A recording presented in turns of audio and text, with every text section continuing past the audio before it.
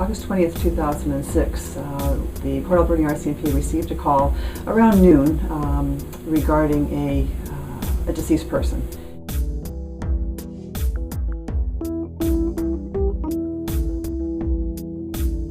And as a result, we attended to an address on Falls Road and located the deceased and identified her as Kristy Morrey. A popular 28-year-old, who friends and family described as loving and outgoing, had been expected at a wedding gift opening that morning. Friends became concerned when she didn't show up and went to check on her. Kristy, who loved the outdoors and fishing, was found lying in bed, naked under a blanket. An autopsy later confirmed her death as homicide, which is all police will say regarding the circumstances of her death. To date, we've done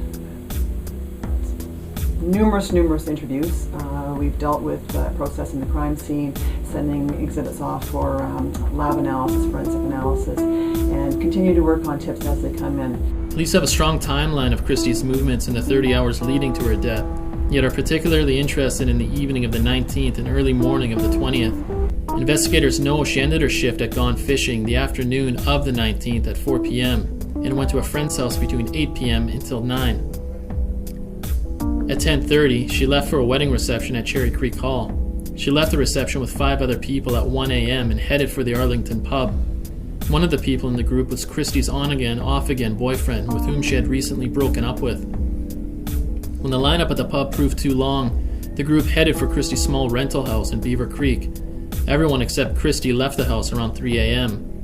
She was found dead in her bedroom at noon on the 20th.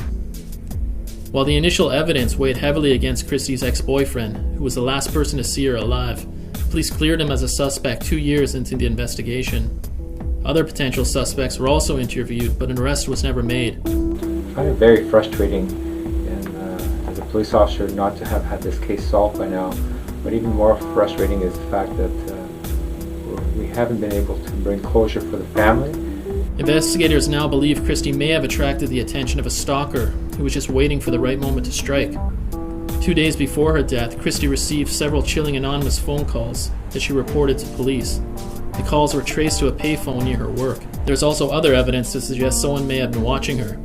A chair outside her window, and a feeling she said she had of being watched. Police now want people to get talking again in the hopes of generating fresh tips. We're looking for the public's assistance in trying to solve this case. We believe somebody out there has that one piece of the puzzle that we're looking for, and that will help us move this investigation along.